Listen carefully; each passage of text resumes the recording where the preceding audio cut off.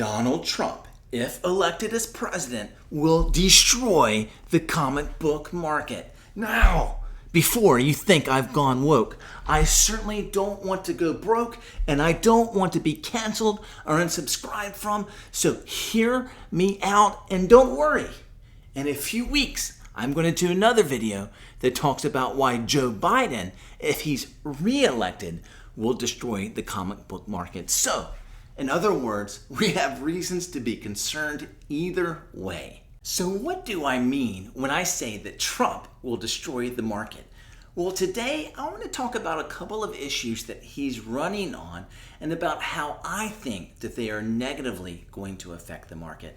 But on the flip side, I do think there are a couple of issues that he's running on that could help the market. And if this video is well received and gets lots of views and likes, then in a couple of months, I will make a follow-up video talking about why I think Trump can save the comic book market. So the first issue that I want to talk about is that Trump has made a promise to secure borders and establish national sovereignty. In other words, he's looking to limit immigration. Now, I'm not going to talk about the pros and cons of any of these policies in the big scheme of things, but only about how I think they are going to affect the comic book industry. So a few weeks ago, I made a video where I talked about one of my concerns about the future of the comic book market is the declining birth rate. In other words, in the next 20 years, you're going to have a lot of boomers who pass away, and their comic book collections are then going to be put on the market by their children. And that, of course, is going to increase the supply on the market, but because of the declining birth rate, there's going to be fewer people who are demanding to buy into that supply, which could cause comic book prices to come down.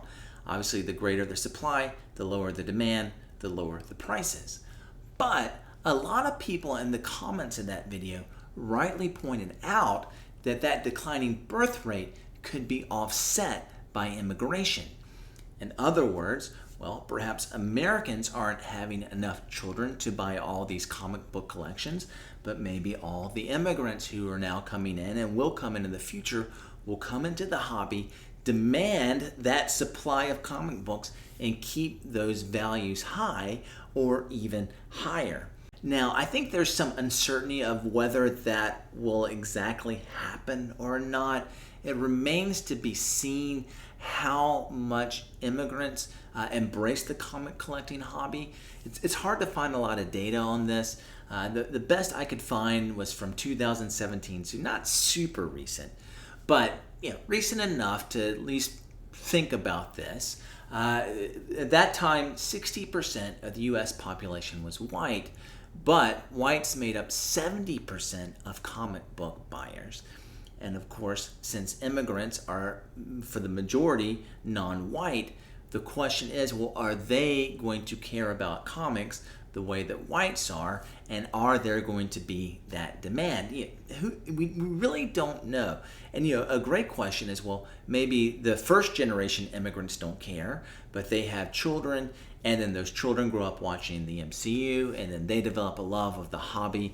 And so maybe the current generation of immigrants don't buy comics, but maybe again, when we're looking this 20 years from now, you've got the second generation of children of immigrant families who are coming into the hobby. I think it could go either way. My gut feeling is that immigration could set off a lot of the decline in birth rate, but I don't really know. But the point of this video is, of course, if Trump limits immigration, then it doesn't matter whether immigrants do end up embracing the comic hobby as much as Americans have over the last few decades, because there just aren't going to be as many immigrants.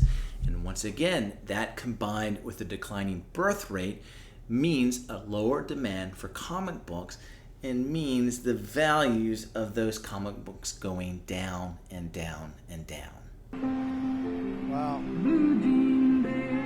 I didn't know that. You're telling me now for the first time. Now, before I talk about the next issue, if you haven't subscribed to my channel, of course, I'd appreciate it if you consider doing so now.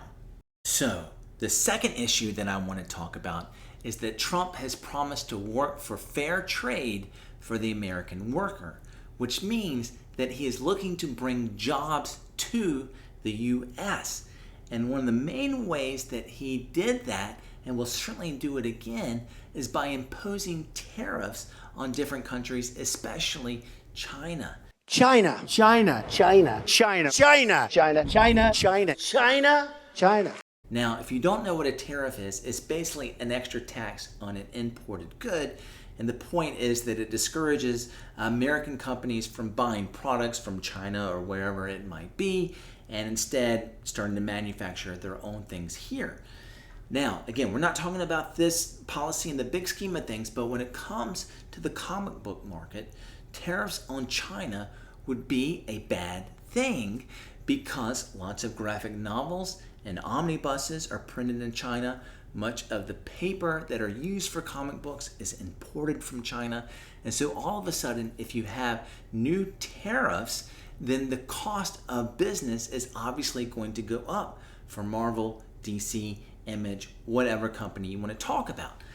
Now, of course, these companies are out to make money, and so they're not simply going to say, oh, well, this stinks, we got to pay an extra 20% for our paper.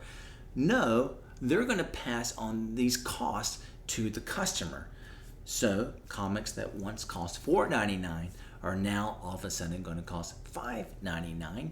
Now, you might be saying, well, what's the big deal? We're just talking about how this is going to affect new comics, which really doesn't have anything to do with when we're talking about the comic book market. You know, China isn't printing any Amazing Fantasy 15s that we're trying to buy and have to worry about tariffs on, or Fantastic Four ones or X-Men ones. It's just these new comics. It's not really going to affect us, right? Well, I think that's a wrong way of thinking because, of course, nobody starts out in this hobby buying Amazing Fantasy 15 for $50,000, right? The person who now is buying Amazing Fantasy 15 for $50,000 20 or 30 years ago was buying Amazing Spider-Man 302 off the newsstand and fell in love with Spider-Man when he was 15 or 20, and now in his 40s or 50s finally has enough disposable income where he can look to buy that book that he's always wanted, AF-15. Well, of course, if new comics have higher prices, it's going to scare away new collectors.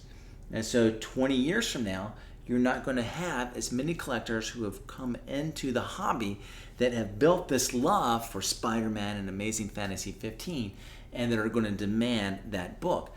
And so once again, the same thing with the declining birth rate or lowered immigration. If you have fewer people that come into the hobby for a different reason, namely because prices have just gotten too high, then you're not going to have a demand that is going to be able to sustain the comic book market at its current values. Now, tell me what you think about this type of video in the comments below.